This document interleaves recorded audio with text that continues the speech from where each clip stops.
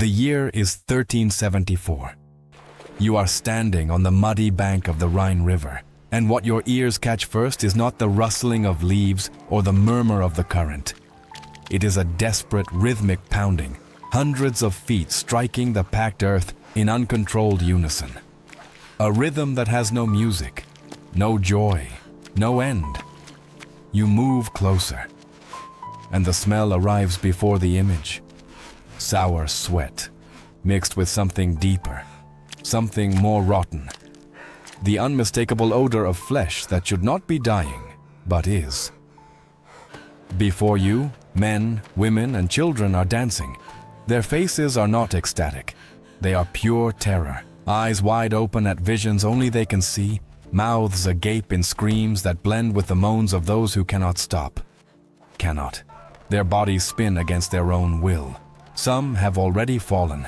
Their hearts simply exploded from exhaustion after days without rest. Others still spin.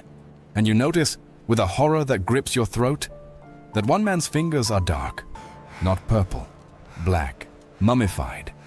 And as he spins, one finger simply falls, dry, without blood, like a dead branch carried off by the wind. They are not possessed by demons. They are not celebrating any pagan ritual. They are victims of an enemy that entered their homes every single morning, hidden inside the most sacred and humble thing that existed: bread. And today you will understand, with visceral and unfiltered detail, exactly what was happening inside those bodies, and why this story is one of the most disturbing episodes humanity has ever recorded. To understand the dancing plague, you need to understand the world of those who lived it. In medieval Europe of the 14th century, rye was not a choice. It was survival. Wheat was expensive, reserved for nobles and for the consecrated host. Rye grew in the cold, in the damp, in the poor and forgotten soil where peasants planted with cracked hands and harvested with empty stomachs. It was the people's bread. It was life itself. But in particularly wet summers, followed by harsh winters, exactly the kind of climate cycle the 14th century delivered with brutality, something sinister happened in the fields. A fungus called Claviceps purpurea infiltrated the grain while it was still on the stalk. It did not rot the cereal in any obvious way. It created no smell to warn anyone away. It simply replaced the healthy kernel with a small, dark, hard, slightly curved body. It looked like a strange seed. It looked, at most, like an imperfection in the harvest. The starving peasant did not discard imperfections. He ground everything together. What came out of that mill was not flour. It was a mixture loaded with ergot alkaloids, organic compounds of a chemical complexity that the 14th century had no instruments even to imagine. Ergotamine, the primary compound responsible for the chaos that followed, is structurally similar to LSD, not by coincidence. Decades later, when Albert Hofmann synthesized LSD in 1938, he was working with derivatives of exactly this fungus. Ergot was not merely a poison. It was a brutal, impure, and uncontrollable psychoactive substance, served in warm slices every morning with a little salt. When that bread entered the body, the central nervous system did not know what to do with that chemical flood. Within minutes, the brain was overwhelmed. Visions of flames, of monsters with sharp teeth emerging from the walls, of blinding light that tore through the eyes from the inside. Motor coordination collapsed. The muscles received disorganized electrical signals, forcing involuntary contractions that thrashed the limbs in a movement that observers of the time called, with disturbing precision, a dance. A dance the body did not choose, a dance from which there was no escape. But the hallucinations were only the first act of the nightmare. Ergot concealed a second mechanism, slower and infinitely more cruel: extreme vasoconstriction. The fungal alkaloids bound to the adrenergic receptors of the blood vessels and closed them shut. Not metaphorically. They literally sealed the peripheral arteries, cutting blood flow to the extremities of the body: the hands, the feet, the nose, the ears, Tissues that depend on oxygen for every single second of existence began to die, cell by cell, while their owner was still alive, still screaming, still dancing. The sensation that victims described, those who retained enough clarity to speak, was fire. A burning that started in the fingers and climbed up the ankle, the wrist, the heels, as though invisible embers were being buried beneath the skin.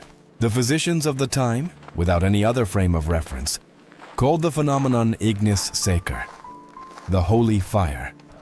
The church named it the Fire of Saint Anthony, and the name stuck because pilgrimages to the saints' shrines were, at the time, the only available cure. The skin changed color in a macabre progression.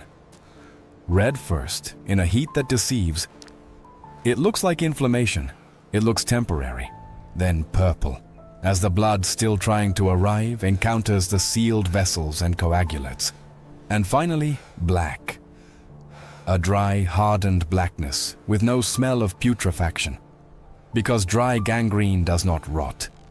It mummifies. The tissue dies, stiffens, and simply stops, and then it falls. Accounts from medieval chroniclers describe, with a coldness that only the normalization of horror can explain, scenes where people continued spinning in delirium as toes silently detached from the ankle, dry as charred wood. No blood, no scream. Because the nerves in that tissue had already died before the tissue itself did. The village was not a place of demonic possession. It was a mortuary of living people, slowly coming apart while they danced. Without microscopes, without biochemistry, without any concept of fungal contamination, medieval Europe had only two tools to explain the inexplicable: the church and fear. Exorcisms were conducted in the middle of town squares. Priests sprinkled holy water over those convulsing, while others continued to spin in the background without pause. Theologians debated whether it was collective possession or divine punishment for some sin the village had committed. The logic was circular and cruel. If you were dancing, it was because you deserved it. If you deserved it, praying harder should be enough.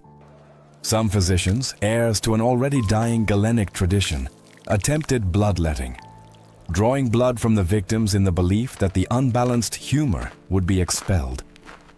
The result was predictable.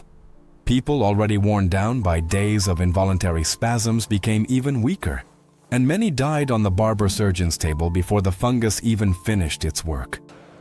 Music also appears as an attempted cure in several records. Musicians were hired to play in the belief that the right rhythm could break the trance. The bitter irony is that this likely accelerated the death of many.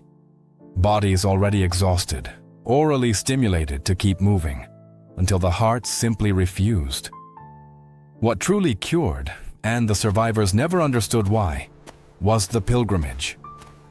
By leaving the village, by abandoning the local stock of contaminated bread, by eating different foods along the road, pilgrims interrupted the ingestion of the poison. The alkaloids were metabolized. The blood vessels began to reopen. The vision cleared. The spasms ceased. To them, it was the miracle of Saint Anthony. To biochemistry, it was simply the end of a collective overdose that had lasted for weeks. Ergotism did not die with the Middle Ages. It hid itself inside history with the quiet efficiency of something that never needed attention to cause damage. Modern historians raise serious hypotheses that the outbreak of possession in Salem in 1692, which ended in hangings and a destroyed community, had as its real fuel an ergotism outbreak among the girls who first accused their neighbors of witchcraft.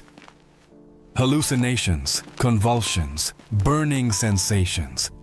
The symptoms align with disturbing precision, and it was precisely while studying this ancient fungus that Albert Hofmann, in a Swiss laboratory in 1938, accidentally synthesized LSD, coming into contact with the very same hallucinatory universe that had destroyed entire villages 6 centuries earlier. The difference was the controlled dose, the safe environment, the knowledge of what was happening. only that separated a Swiss scientist from a medieval peasant. Context. Today, our grains are tested. Our flowers are regulated. We carry the comfortable arrogance of believing we are beyond all this. But the story of the Dance of Death is a brutal and necessary reminder. The fragility of civilization is not a metaphor. It is literally a matter of moisture in a field.